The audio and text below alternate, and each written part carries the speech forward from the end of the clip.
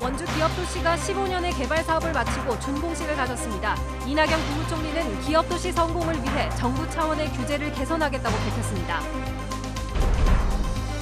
기업도시가 지역사회와 경제에 미친 타격 효과를 점검했습니다. 향후 원주가 중부 거점 도시로 도약하기 위한 기업도시의 과제도 살펴봤습니다. 교사들이 수능을 앞둔 수험생을 위해 직접 응원가를 만들어 눈길을 끌었습니다. 응원곡은 유튜브에서 볼 수 있습니다. 강원도시장군수협의회가 무상교복 분담 비율을 시군 30%, 도교육청 70%로 해야 한다는 기존 입장을 재확인했습니다. 의견 조율에 실패하면 원주는 내년에 무상교복 혜택을 받지 못합니다.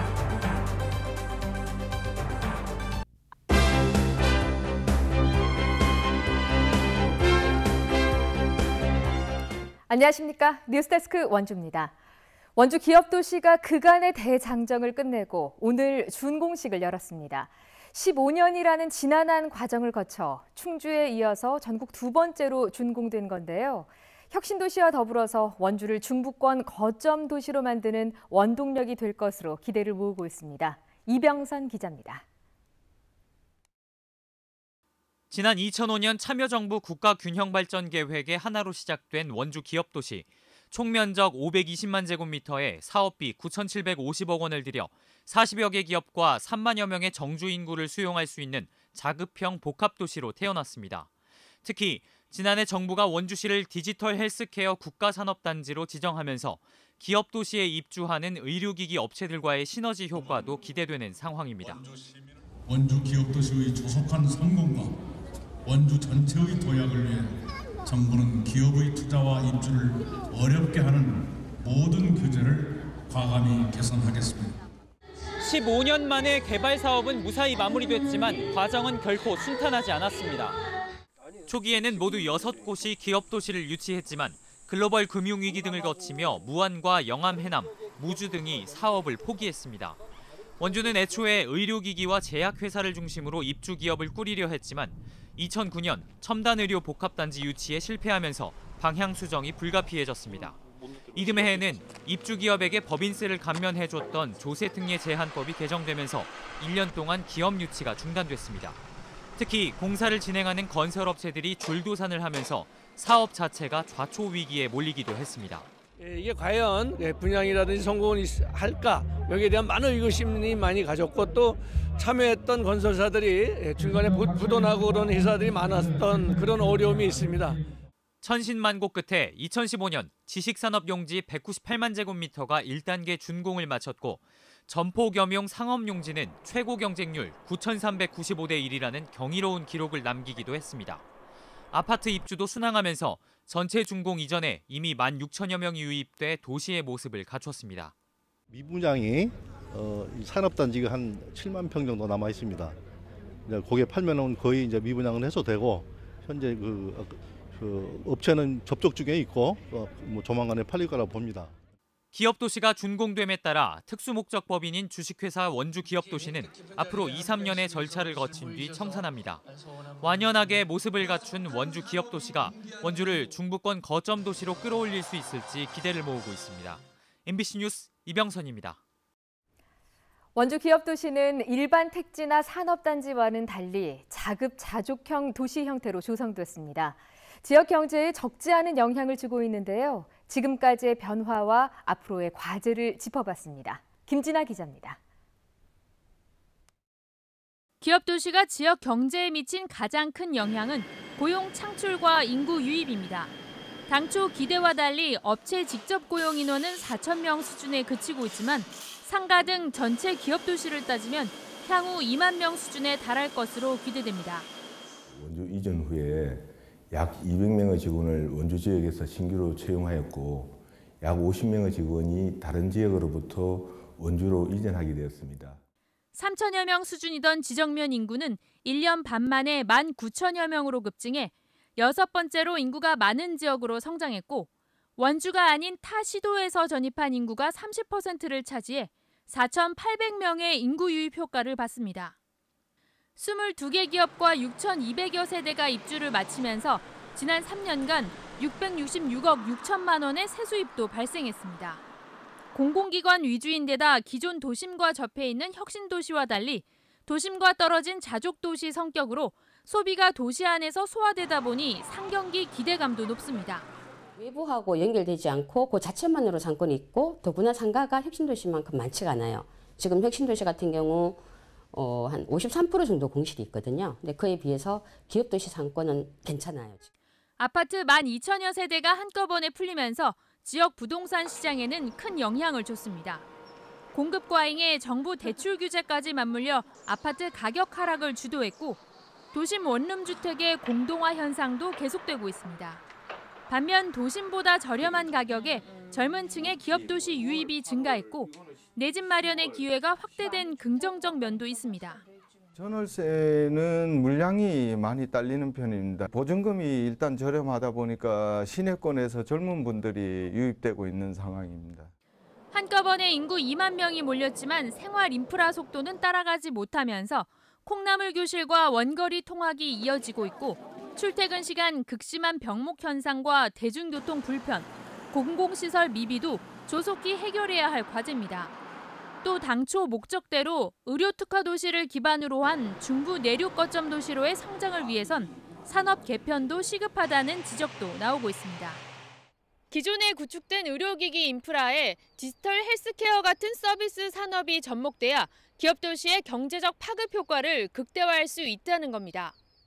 헬스케어 서비스로 진화가 되어야 됩니다. 그래서 제조업과 서비스업이 같이 융합된 형태로 발전돼 나가야지만 지역 파급 효과가 커질 거라고 생각합니다. 또 저출산 고령화 시대에 원주가 50만 인구로 도약하려면 기업 도시의 젊은 층을 끌어들일 수 있는 미래지향적 산업 기반 구축의 필요성도 제기되고 있습니다. MBC 뉴스 김진아입니다. 다음 주 목요일인 14일은 대학 수능 시험일입니다.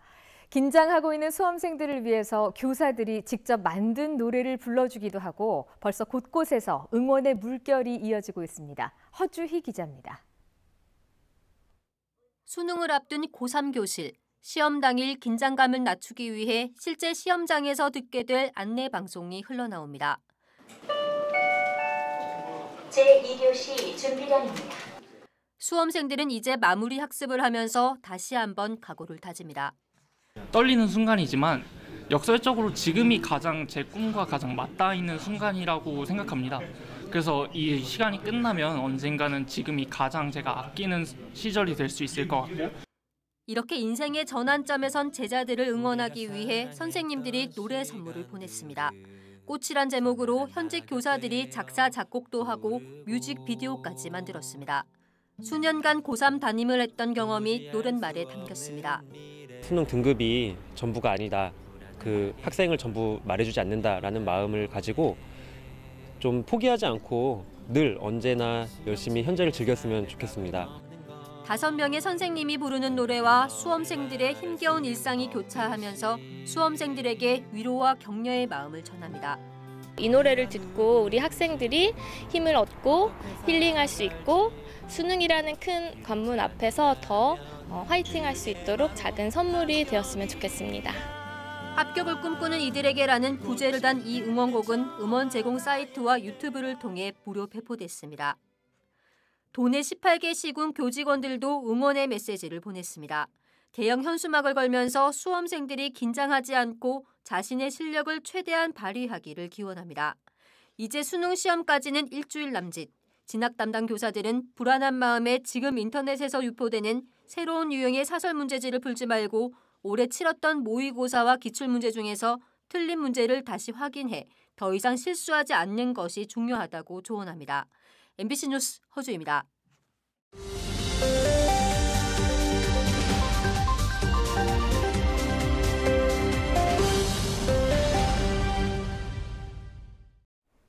강원도시장 군수협의회가 무상교복 예산 분담률에 대한 기존 입장을 고수하면서 강원도 교육청과 합의점을 찾지 못하고 있습니다. 협의회는 오늘 홍천에서 열린 정례회에서 내년도 무상교복 지원 예산 분담률을 재논의했지만 자치단체가 30%, 도교육청이 70%를 분담해야 한다는 기존 입장을 재확인했습니다. 이달 안에 내년도 예산안 편성을 마쳐야 하는 상황에서 조속히 합의가 이루어지지 않을 경우 지원 조례안이 없는 원주와 춘천 등 5개 지역은 내년에 교복을 지원받을 수 없게 됩니다. 도내 고속도로 휴게소 음식 경진대회에서 강릉 방향 횡성휴게소의 횡성한우 떡 더덕 스테이크가 1위에 올랐습니다. 2위는 인천 방향 횡성휴게소의 횡성 더덕 설렁탕이 차지해 횡성 특산물을 활용한 음식이 강세를 보였습니다. 이번 경진대회에는 도내 16곳의 휴게소가 음식을 출품했고 원주 심향영 육아원생과 명륜 종합사회복지관 어르신 등이 심사에 참여했습니다.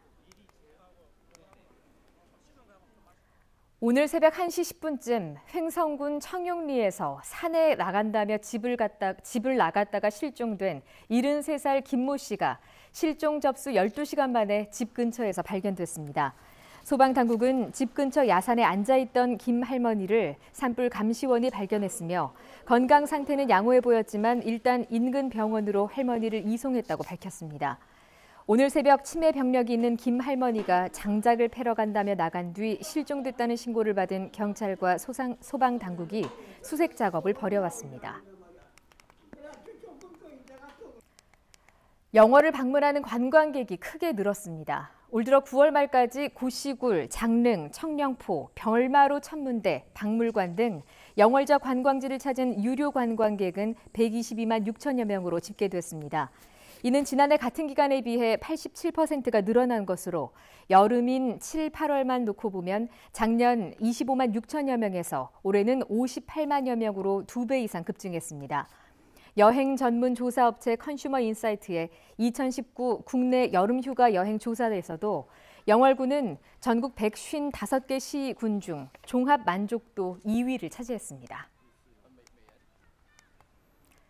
원주 혁신도시의 13개 이전 기관과 지역사회 상생 발전을 뒷받침하는 업무 협약이 추진됩니다. 업무 협약에는 지역사회 문제 해결을 위한 이전 기관의 인적, 물적 자원 개방, 지역 인재 육성과 일자리 창출 노력, 지역 생산품 구매 확대, 상생발전기금 조성 방안 등이 포함될 것으로 알려졌습니다. 원주시와 혁신도시 13개 이전 기관은 오는 12일 건강보험공단에서 국가균형발전위원회 위원장 등이 참석한 가운데 이 같은 내용의 상생발전 MOU를 체결할 예정입니다. 학교와 마을이 아이들을 함께 키우는 마을 교육 공동체 사업이 횡성에서 시범적으로 추진됩니다. 횡성 다함께 교육은 내년에 둔내와 공근, 안흥 3개 면에서 방과 후 초, 중학생을 대상으로 주민과 학부모 등이 참여해 진로 탐색과 특기 적성 등 돌봄과 연계된 교육 프로그램을 시범적으로 운영합니다. 강원도 교육청은 오늘 횡성문화원에서 지역 교육 거버넌스 포럼을 열고 타 지역의 우수 사례와 횡성 기본 기획을 발표하고 활성화 방안 등을 모색했습니다. 중소벤처기업부에서 추진하는 100년 가게 육성 사업에 평창군에서 처음으로 봉평 전통시장 대응상회가 선정됐습니다. 뉴스데스크 원주를 마칩니다. 고맙습니다.